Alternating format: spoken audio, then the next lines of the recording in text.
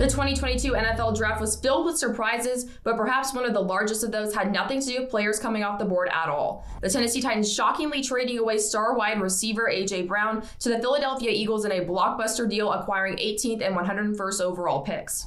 Considering Brown's production and overall importance to the Titans offense, this seemed like a bad move to some after Brown had a quick rise and then registered 2 1,000-plus yard seasons with the Titans in his first 2 years and came close in the third year, in which much more was left to be desired from the guy throwing him the ball, and that's quarterback Ryan Tannehill. Based on the comments made about this ordeal, it came down to the same thing that affects so many moves made in the NFL, and that's money. Brown had been seeking a new deal and ultimately agreed to a 4-year, $100 million contract with the Eagles that includes $57 million guaranteed. That's quite a way to cash in, and what seems to be a way that the Titans simply were not willing to accommodate. The 24-year-old Brown was entering the final year of his rookie deal with the Titans and was scheduled to make a base salary of just under $4 million in 2022. At the end of the day, I have to make the hard decisions, Tennessee Titans general manager John Robinson said to the media, and there's a lot of things that impact those decisions. Certainly the finances impact the decisions and trying to get the value when we can, and that's the decision that we made today. Titans head coach Mike Vrabel also weighed in on the situation.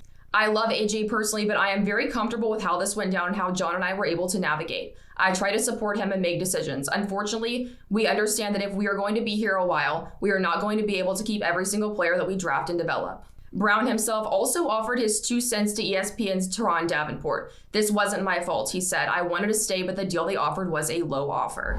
Brown seemed to double down on this recently, calling himself the best wide receiver in Tennessee Titans history, which seems like somewhat of a bold statement, but it's one that could certainly hold true depending on both how his own career continues to shake out and how the Titans manage up at wideout with his departure.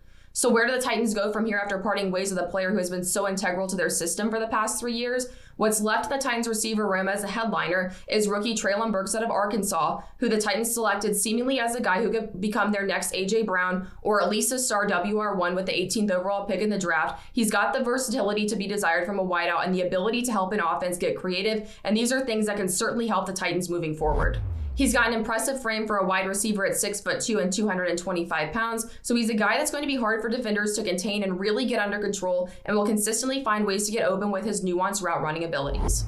The Combine, however, did perhaps make his draft stock drop some after he posted a 4.55 time on his 40-yard dash. His contested catch ability has also been called into question, but that's not where the question marks end though in this situation, with Titans head coach Mike Vrabel recently informing the media that Burks has been unavailable in minicamp without going into any specific details. Burks also had to sit out of OTAs with issues related to asthma. While a lot of this seems to be out of Burks' control and it's way too early to draw any conclusions, things aren't exactly boding well for the Titans where return on investment is concerned, and they could quickly pay the price as they will be forced to face the decision whenever they take on Brown and the Eagles on the road on December 4th. For now, as we wait to see just how things develop for Burks and if he can become everything the Titans had hoped he would be, it looks like this is a team that's going to have to bet on the elite running power of standout veteran rusher Derrick Henry, who has carried this team before in the past, and the possibility of Robert Woods, who they acquired from the Los Angeles Rams, to rise to the occasion. But it's easy to get the sense that the Titans have made a bad move here, that it may take them a while to recover from, and they've taken away the most solid weapon that Ryan Tannehill has